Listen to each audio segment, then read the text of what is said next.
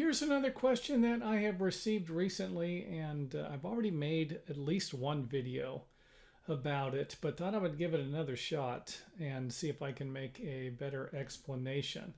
Now, there are going to be stairs that have small steps and larger risers, and I see this often enough with people's responses, and I've seen it in the past, and some of these stairs are just dangerous to walk up and even more difficult to walk down.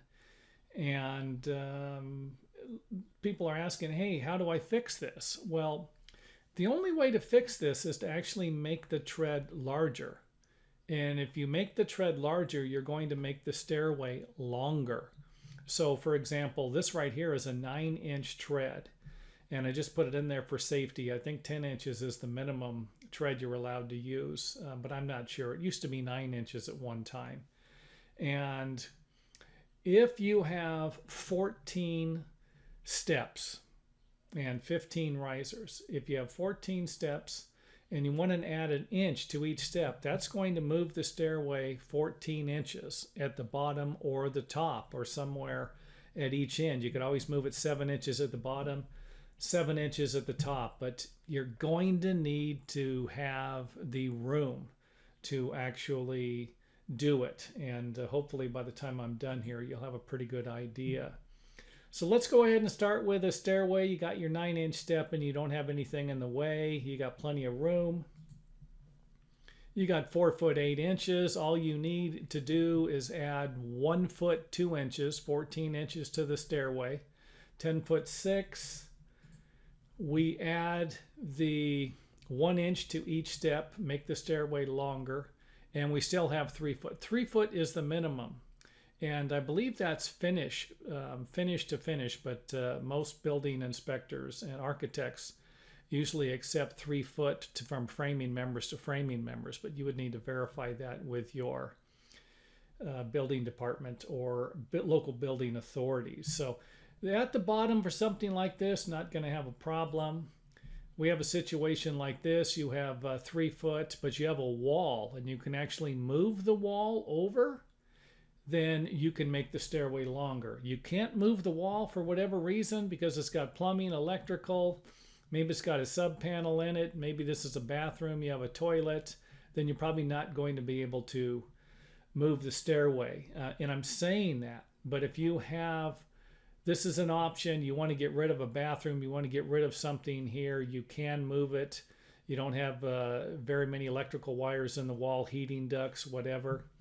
Then it's just going to cost you a little more money. And this project isn't going to be easy. And in some cases, it's not going to be cheap either.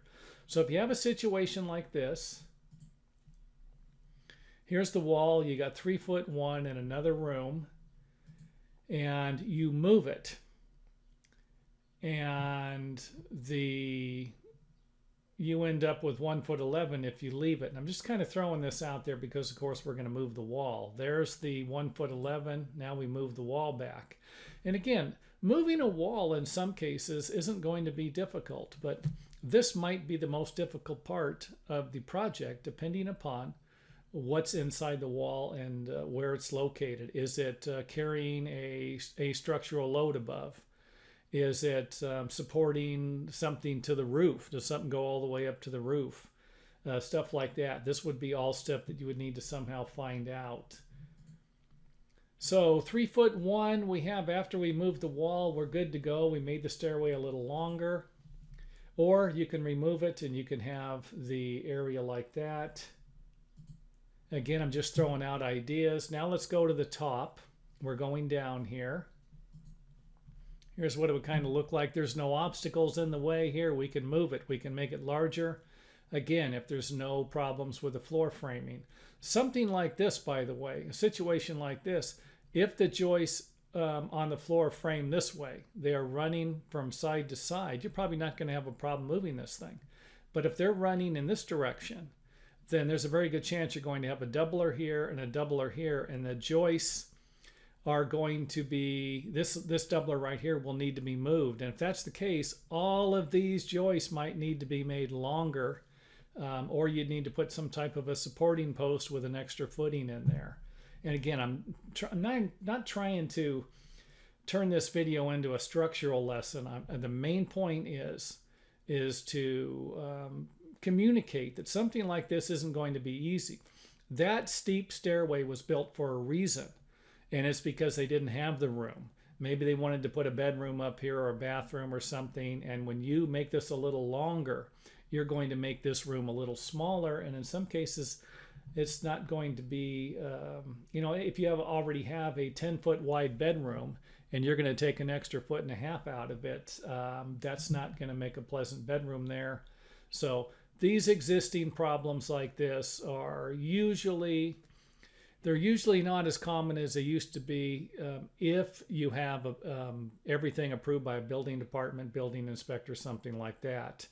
But if you have a stairway that goes up to an attic, you might be able to do something like this. But again, can you make it longer? That would be all depending upon what you're willing to do. And again, I think I've said that enough, so I will stop there. You have a wall in the way, 3 foot here.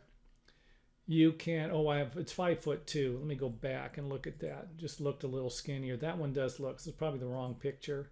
5'2", you can make the stairway larger.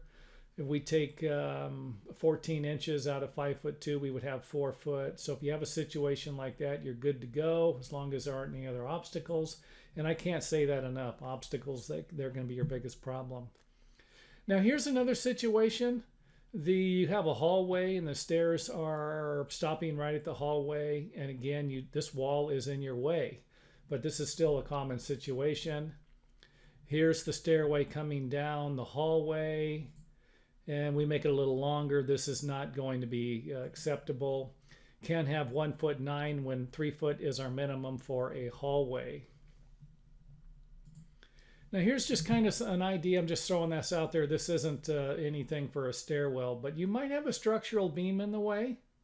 You might have plumbing, whether it's a drain or a supply line running through there, which would not allow you to move it. Both of these would be difficult. You'd be talking about a major remodel.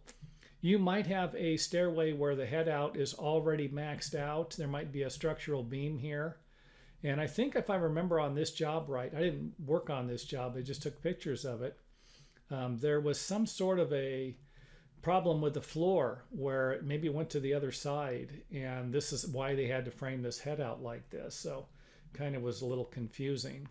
You might have air conditioning lines. This is a refrigerant line for the air conditioning system. You might have electrical wires in the way.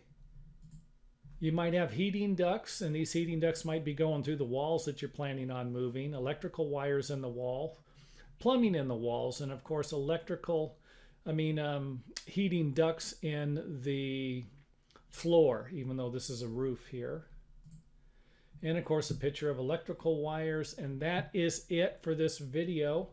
I hope that it helps. If it does, hit the old thumbs up button. And if you have any questions or comments, something doesn't make sense in the video, feel free to leave it in the comment area, because that's actually how my videos get to become a little better over time, is by you telling me that something didn't make sense in the video. So thanks, and I appreciate all of your input, and always have and always will.